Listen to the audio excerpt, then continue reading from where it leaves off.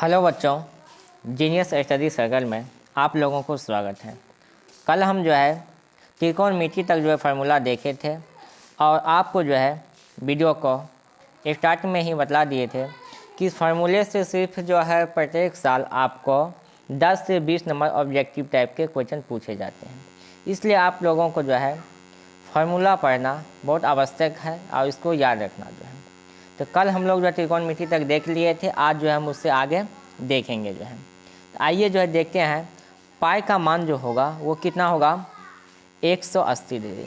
पाई का मान जो है वो 180 डिग्री होते हैं। ऑब्जेक्टिव में अगर पूछेंगे कि पाई का मान कितना हुआ तो 180 डिग्री। उसके बाद है वो रेखा जो केवल एक बिंदु पर प्रतिच्छेद करता है उसे हम लोग क्या कहते हैं।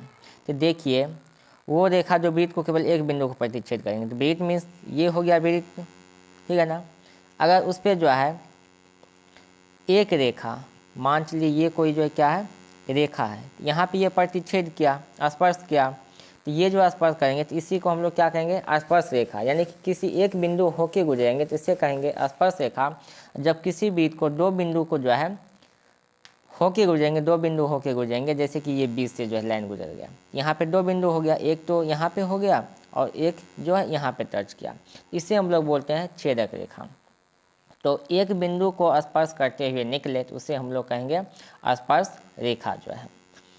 आगे देखिए वैसा वृत्त जिसकी परिधि त्रिभुज के शीर्ष से होकर जाती है वो परिवृत्त कहलाते हैं। अगर त्रिभुज के शीर्ष से होकर जाए तो इसे हम लोग क्या कहेंगे परिवृत्त। यहाँ पे ऑब्जेक्टिव में आ सकते हैं कि कोई भी अगर त्रिभुज के शीर्ष से होकर कोई वृत्त की परिधि जाए तो उसे हम लोग क्या कहेंगे, तो इसे हम लोग क्या कहेंगे परिवृत्त कहेंगे। क्या परिवृत्त कहेंगे, यहाँ पे देखिए जो परिवृत्त कहेंगे।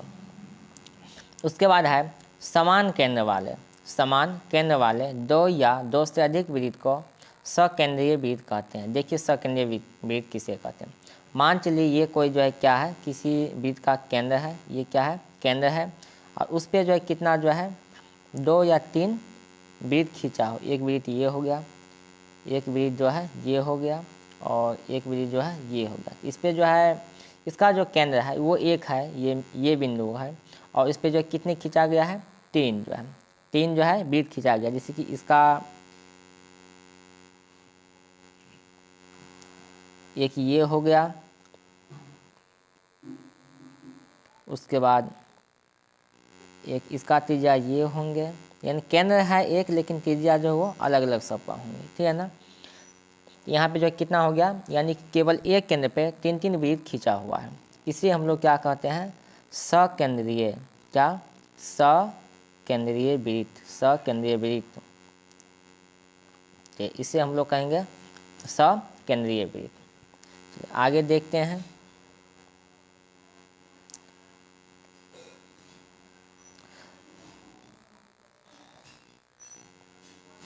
आगे दिया गया है वृत्त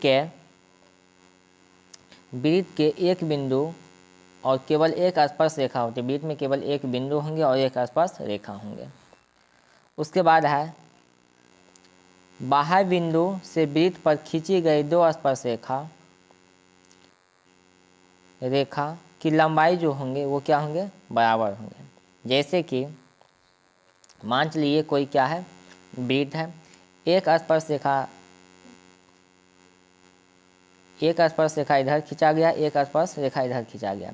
ये जो बीच की दूरी होंगे वो हमेशा क्या होंगे बराबर होंगे। ये इसमें जो है कहा गया वृत्त पर अनेक स्पर्श रेखा खींची जा सकती है, यानी कि उसमें जो है अनेक स्पर्श रेखा खींची जा सकती है। यहाँ पे एक चीज़ और ध्यान रखिए, अगर ऑब्जेक्टिव में पूछेंगे कि एक वृत्त पर कितनी स्पर्श रेखा खींची जा सकती है, तो एक वृत्त पे जो है अनेक स्पर्श रेखा खींची जा सकती है।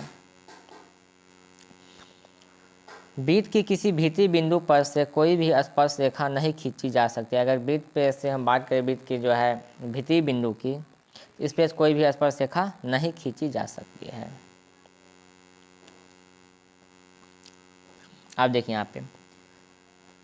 यहाँ पे दिया गया है प्यारे बच्चों, वृत्त की त्रिज्या n गुना बढ़ाने पर परिधि n गुना तथा क्षेत्रफल n स्क्वायर गुना हो जाती है। अगर हम मान चलिए वृत्त की त्रिज्या 2 गुना बढ़ाते हैं, परिधि भी जो है कितना गुना बढ़ेगा, 2 गुना, और उसका जो क्षेत्रफल होगा वो 2 दूनी 4 यानी कि 4 गुना हो जाएंगे, यानी कि स्क्वायर होगा तो स्क्वायर का मतलब 2 अगर हम बढ़ाते हैं 2 दूनी कितना हो जाएंगे 4, यानी कि n स्क्वायर गुना बढ़ जाएंगे। उसके बाद दिया गया है वृत्त की त्रिज्या। वृत्त की त्रिज्या को हम पहले ही बोल दिए, त्रिज्या r से इंडिकेट करते हैं। r बराबर यहाँ पे क्या होगा, रेडियस, ठीक है ना, और हम लोग जो है इंग्लिश में त्रिज्या को रेडियस कहते हैं। और त्रिज्या बराबर क्या होते हैं, व्यास बट्टे 2। तो क्योंकि देखिए व्यास बट्टे 2 इसलिए होते हैं क्योंकि मान लीजिए ये क्या है, कोई वृत्त हो गया, इसका ये जो है क्या है, केंद्र है। तो त्रिज्या क्या होते हैं, व्यास का आधे होते हैं। अगर व्यास की बात करें तो ये हो गया क्या, व्यास, ये क्या होंगे व्यास, और त्रिज्या जो होगा वो त्रिज्या ये मूल बिंदु से लेकर ये बिंदु, ये हो गया मूल बिंदु, यहाँ से यहाँ तक जो है क्या होंगे त्रिज्या, और उसका जो व्यास होगा वो यहाँ से यहाँ तक पूरे होंगे। इसलिए व्यास का जब आधा करेंगे तो ये क्या होंगे, त्रिज्या। इसलिए त्रिज्या का फॉर्मूला क्या होते हैं, व्यास बटे 2। चलिए अब हम आगे देखते हैं अर्धवृत्त की परिधि। अर्धवृत्त की परिधि क्या होते हैं, अर्धवृत्त की परिधि पाई इंटू आई भी बोल सकते हैं, प्लस 2r। वृत्त की परिधि होगा 2 पाई r। अर्धवृत्त की क्षेत्रफल होंगे पाई r स्क्वायर बटे 2, और वृत्त का क्षेत्रफल होंगे पाई r स्क्वायर। वृत्त के त्रिज्या खंड का क्षेत्रफल जो होंगे वो थीटा पे जो भी उस त्रिज्या खंड का कोण की मान होगा थीटा की जगह पे रखेंगे, उसमें जो है बटे 360 और गुने पाई r स्क्वायर होंगे। वृत्त की चतुर्थांश की बात करें तो उसका क्षेत्रफल निकालने का फॉर्मूला होते हैं 1/4 गुने पाई r स्क्वायर। कोण थीटा वाले त्रिज्या खंड के संगत के चाप की लंबाई जो होते हैं वो थीटा इंटू 360 गुने 2 पाई r होंगे। वृत्त का क्षेत्रफल जो होगा वो त्रिज्या खंड का क्षेत्रफल माइनस क्या होगा, संगत त्रिभुज का क्षेत्रफल। त्रिज्या खंड का क्षेत्रफल जो निकालेंगे वो वृत्त का क्षेत्रफल निकालने के लिए त्रिज्या खंड का क्षेत्रफल माइनस क्या, संगत त्रिभुज का क्षेत्रफल। ये लोग अगर आप लोग सॉल्व किए होंगे सवाल तो उसमें जो है ये फार्मूला यूज देखे होंगे। जो है वलय मीन्स होता है लिंग, कोई भी गोलाकार का। क्षेत्रफल जो होगा वो पाई 1/r 1 का स्क्वायर माइनस r 2 का स्क्वायर, यानी कि r मीन्स यहाँ पे होगा त्रिज्या पहला और r2 मीन्स त्रिज्या सेकेंड की। दो यहाँ पे त्रिज्या होंगे, इसलिए एक को हम लोग 1 मान लिए, 2 को जो है 2 मान लिए। y का क्षेत्रफल जो होता है वो भुजा स्क्वायर, y का क्षेत्रफल जो है वो भुजा स्क्वायर, और वर्ग की परिमाप जो होगा वो 4 भुजा होगा, 4 भुजा। वर्ग का विकर्ण √2 गुने भुजा होगा, और आयत का क्षेत्रफल क्या होंगे, लंबाई गुने चौड़ाई। इसको हम L इंटू बी भी लिख सकते हैं, L इंटू बी भी लिख सकते हैं इसको जो है। चलिए अब आगे देखते हैं। आयत का परिमाप जो होगा वो 2 ब्रैकेट बंद लंबाई प्लस चौड़ाई होगा, और आयत का विकर्ण जो होगा वो √अंदर क्या होते हैं, लंबाई स्क्वायर प्लस चौड़ाई का स्क्वायर जो है। घन का क्षेत्रफल होते हैं 6 इंटू भुजा, क्योंकि घन में जो है 6 साइड होते हैं, ठीक है ना। घन में जो है कितने साइड, 6 साइड। आप लोग देखें भी होंगे जो लूडो का छकरी आते हैं उसमें भी देखे होंगे जो है 6 साइड होते हैं, इसलिए जो है 1 से 6 तक जो है इसमें नंबर लिखा हुआ आता है। तो 6 साइड होते हैं इसलिए 6 गुने भुजा स्क्वायर। उसके बाद घन का आयतन होता है भुजा का क्यूब, और घन का विकर्ण जो होगा वो √अंदर 3 गुने भुजा होते हैं। घनाभ का क्षेत्रफल होंगे वो 2 ब्रैकेट बंद L into B plus B into H plus L into H bracket बंद जो है। उसके बाद घन का आयतन जो होगा वो L into B into H होते हैं। घनाभ का विकर्ण √अंदर L square plus B square plus H square होंगे। घनाभ का वक्र पृष्ठीय क्षेत्रफल जो होंगे वो क्या होंगे, 2h into L plus B.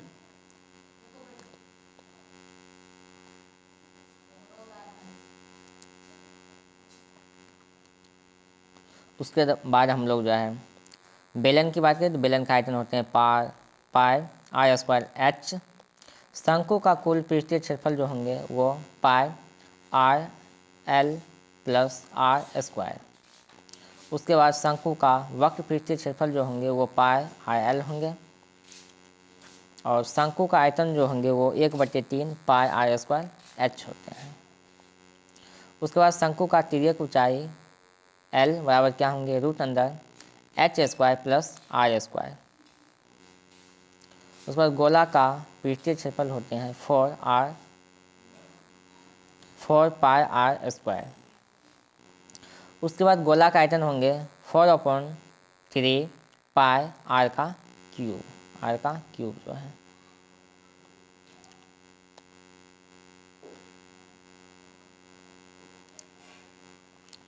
उसके बाद हम लोग बात करें अर्धगोला का कुल पृष्ठीय क्षेत्रफल का तो वो होगा 3 पाई आर स्क्वायर और अर्धगोला का वक्र पृष्ठीय क्षेत्रफल 2 पाई आर स्क्वायर। अर्धगोला का आयतन बराबर होते हैं 2/3 पाई आर का क्यूब। यदि आर और आर एक शंकु के छिन्नक के आधार पर यानी कि बड़ी आर इसमें दो दो त्रिज्या हो जाते हैं। आप लोग पढ़े होंगे तो इसमें जो है देखे होंगे आप लोग जो है ना एक बड़े जो शंकु के छिन्नक होते हैं इसे हम लोग बड़ी आर से इंडिकेट करते हैं और छोटी छिन्नक को स्मॉल आर से इंडिकेट करते हैं यहाँ पे। और सिरे की जो त्रिज्या होगा उसे एस से इंडिकेट करते हैं उसकी ऊंचाई तथा उसकी तिर्यक ऊंचाई को जहाँ एल हम लोग मान के चलते हैं। तो यहाँ पे क्या हो जाएंगे एल स्क्वायर बराबर होगा एच स्क्वायर प्लस ब्रैकेट बंद बड़ी आर माइनस छोटी आर का स्क्वायर। आगे अब हम लोग चलते हैं शंकु का छिन्नक का आयतन। यहाँ पे होगा 1/3 पाई एच ब्रैकेट बंद बड़ी आर स्क्वायर प्लस छोटी आर स्क्वायर प्लस बड़ी आर इंटू छोटी आर।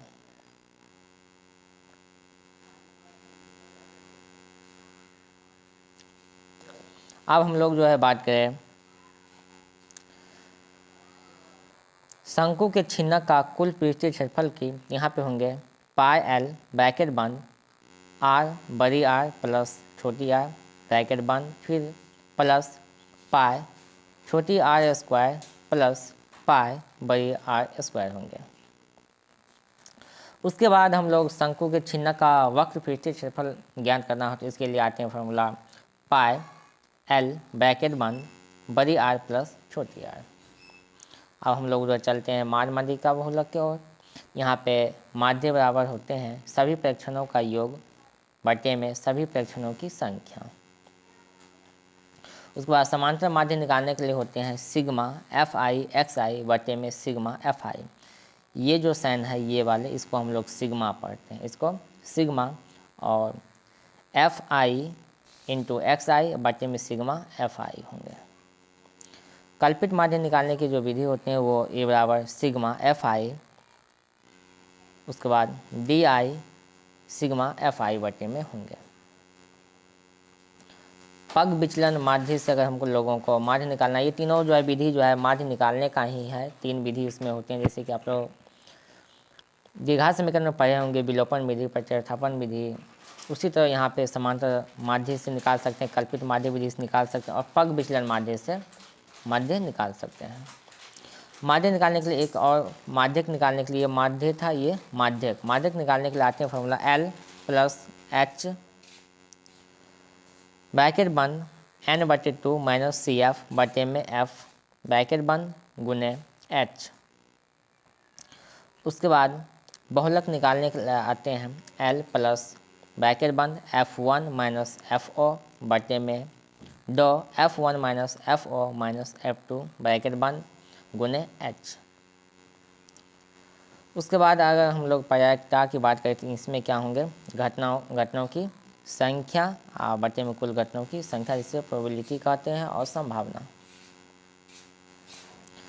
असंभव घटने की प्रायिकता जो हमेशा होते हैं, जो होने की चांस नहीं रहते हैं, उसका हमेशा 0 रहते हैं। अगर जैसे कि बात करें असंभव घटना की, अगर मान चलिए कोई बोलेंगे कि एक लूडो को छकरी कितने बार फेंका जाए कि इसमें जो है 7 आ जाए, तो ये असंभव है क्योंकि लूडो के जो छकरी होते हैं उसमें जो है 7 होते ही नहीं है, कहाँ से आएंगे? आप जो 5 बार फेंके, 10 बार फेंके या 100 बार या 1000 बार फेंके, कभी भी नहीं आएंगे, क्योंकि इसमें 7 की संख्या नहीं होती है। ऐसे घटना को हम लोग असंभव घटना बोलते हैं। निश्चित घटना की प्रायिकता जो होगा वो 1 होगा। निश्चित मीन्स जो इसमें होंगे वो केवल एक बार आने की चांस होंगे। प्रायिकता हमेशा 0 से बड़ी और 1 से छोटी होती है। प्रायिकता जो कभी भी होंगे वो 0 से बड़ी होंगे, यानी कुछ ना कुछ आएंगे, और 1 से हमेशा छोटे होंगे। बादशाह, बेगम और गुलाम वाले पत्ते को फेस कार्ड कहलाते हैं। अगर पूछे व्यक्ति में कि बादशाह, बेगम और गुलाम वाले फेस पत्ते को क्या कहते हैं, तो इसको जो है फेस कार्ड कहते हैं। अब चलिए जो है हम लोग चलते हैं सर्व समीकरण की ओर, जो कि ये भी कुछ महत्वपूर्ण फार्मूले हैं। वो तो इससे पूछे नहीं जाते, लेकिन इस पे जो है बहुत सारे ऐसे सवाल होते हैं जो सॉल्व होते हैं, बहुत ऐसे मैथमेटिक्स के। इसको हम लोग देख लेते हैं।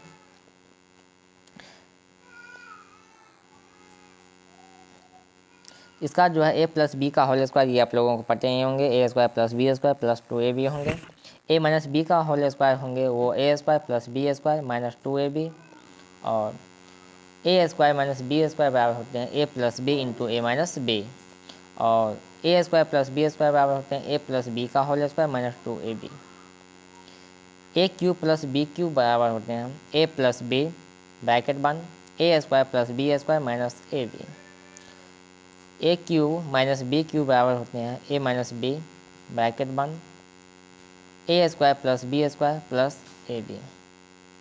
ये आप लोगों को जो है 10th क्लास के बिहार बोर्ड के एनसीईआरटी बुक के जो है महत्वपूर्ण फार्मूला थे, जो जिसमें से जो है प्रत्येक साल 10 से 20 नंबर के जो है ऑब्जेक्टिव बन के आते हैं। अगर आप लोग इसको अच्छे से रिवीजन कर देते हैं तो 10 से 20 नंबर जो है पक्का होंगे। अगर इसका जो है PDF चाहिए तो आप जो है हमें कमेंट कीजिए, और इसका हम PDF वैसे जो है डिस्क्रिप्शन के लिंक में दे देते हैं।